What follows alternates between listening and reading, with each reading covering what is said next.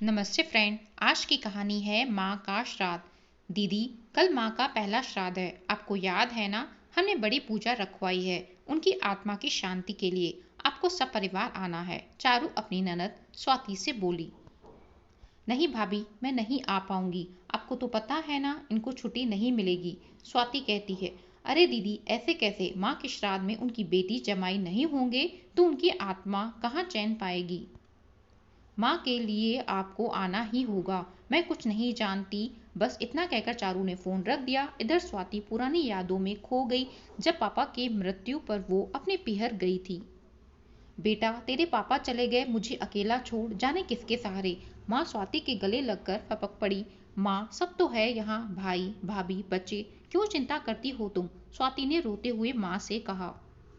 कुछ दिन स्वाति माँ के साथ रहकर वापस लौट आई, पर अक्सर फोन पर बात होती रहती थी। कभी कॉल तो कभी वीडियो कॉल। बेटा, क्या बनाया है आज तुमने? एक दिन ऐसे ही वीडियो कॉल पर माँ ने स्वाति से पूछा। माँ, गट्टे की सब्जी और जीरा आलू, स्वाति ने जवाब दिया। अरे वाह! खाने का नाम सुन माँ की आंख में अनोखी चमक आ गई, जिसे स्वाति ने महसूस किया और कहा, माँ, आपका भी मन है तो भाभी को बोल दो, वो बना देगी। स्वाति ने हंसते हुए कहा। नहीं नहीं, इस उम्र में कहाँ बेसन पचता है। मैं तो बस ऐसे ही बोल रही थी। जब तेरे पापा थे ना, तब बहुत बनाती थी मैं। भाभी का नाम सुन माँ की आंखों से चमक गायब हो गई और माँ ने फोन रख दिया। माँ को क्या हुआ? क्यों ऐसा बोल रही है?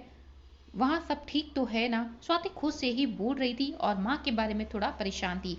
ऐसे ही कितनी बार स्वाति ने खाने की बात होने पर माँ की आंखों में चमक देखी, पर कुछ समझ कर भी समझ नहीं पाई। लेकिन इसका राज जल्दी ही खुल गया जब स्वाति छुट्टियों में 2 दिन के लिए अपने मायके गई। दीदी, चलिए खाना खा लीजिए, चारू भाभी माँ के कमरे में आकर बोली। चलो माँ, आप भी, स्वाति ने उठते हुए माँ से कहा। अरे नहीं दीदी, माँ को क्यों परेशान करना, वो यहीं खा लेंगी, आप चलिए, चारू भाभी बोली। पर भाभी, पर कुछ नहीं दीदी, माँ के घुटनों में दर्द रहता है, वो तो कमरे में ही खाती हैं। चारू सपाट से लहजे में बोली। तो ऐसा करो भाभी, मेरा खाना भी माँ के साथ लगा लो, हम साथ में ही खा लेंगे, स्वाति बोली। स्वाति की बात सुनकर चारू कुछ नहीं बोली, पर स्वाति ने साफ महसूस किया कि चारू को यह बात पसंद नहीं आई। पर वो चुपचाप चली गई और स्वाति के लिए प्लेट में पूरी, सब्जी, रायता, अचार लेकर आई और माँ के लिए दलिया और खिचड़ी। माँ, आप ये सब नहीं खाओगे? स्वाति ने हैरानी से पूछा। दीदी, माँ को यह सब नहीं पचता है, इसलिए उन्हें खिचड़ी और दलिया ही देती हूँ। ऐसा कहकर चारू वहां से चली गई। माँ ने बेबसी से दलिये की प्लेट उठाई, पर उनकी निगाह तो स्वाति की प्लेट पर थी।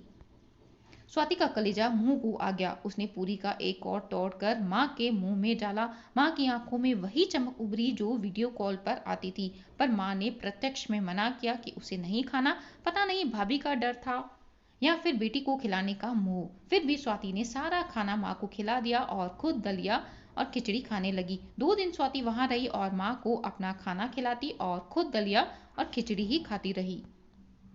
माँ कितना मना करती, पर स्वाति जिद करके खिला ही देती। भाई, मैं माँ को कुछ दिन अपने साथ ले जाऊं? घर लौटने से पहले स्वाति ने अपने भाई सार्थक से पूछा। पागल हो गई हो क्या? लोग क्या कहेंगे? बेटा, माँ को तकलीफ देता होगा, इसलिए माँ मजबूर होकर बेटी के पास रह रही है, सार्थक भड़क कर बोला। सही तो कह रहा है बेटा, ये बेटा बेटी के घर माँ जाती अच्छी नहीं लगती है। तू आराम से जा, मैं यहाँ खुश हूँ। बेटे की बात सुनकर माँ बोली। स्वाति ने बहुत जिद की, पर शायद माँ भी मजबूर थी। स्वाति बेमन से लौट गई। फिर कुछ दिनों बाद माँ की मौत की खबर आई और सब खत्म हो गया।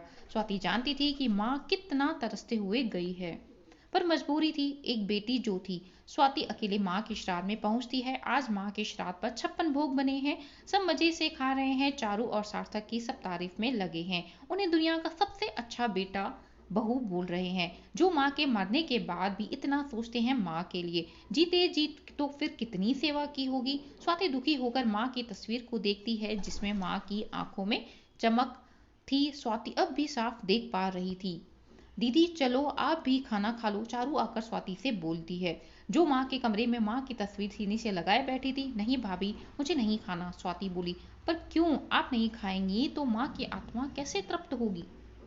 चारू बोली। भाभी, जिस खाने के लिए मेरी माँ जीते जी तरसती रही, वो अब कैसे तृप्त हो सकती हैं? सोच के देखिए एक बार। आज आप पकवानों के ढेर लगा रही हैं, माँ के जीते जी अगर उनकी पसंद के 2 कौर खिला देती तो माँ तो ऐसे ही तृप्त हो जाती। वही तो माँ का सच्चा श्राद्ध होता। ये तो आज जो हो रहा है वो सब दिखावा है, और इससे माँ कैसे तृप्त हो सकती है? और जिस घर में मेरी माँ अतृप्त होकर गई हैं उस घर में मैं कैसे खा सकती हूँ? स्वाति तड़प कर बोली। तभी वहां सार्थक भी आ गया। ऊपर वाले की लाठी बेआवाज होती है भैया भाभी, जब किसी पर पड़ती है ना तब चोट बड़ी गहरी और लाइलाज होती है।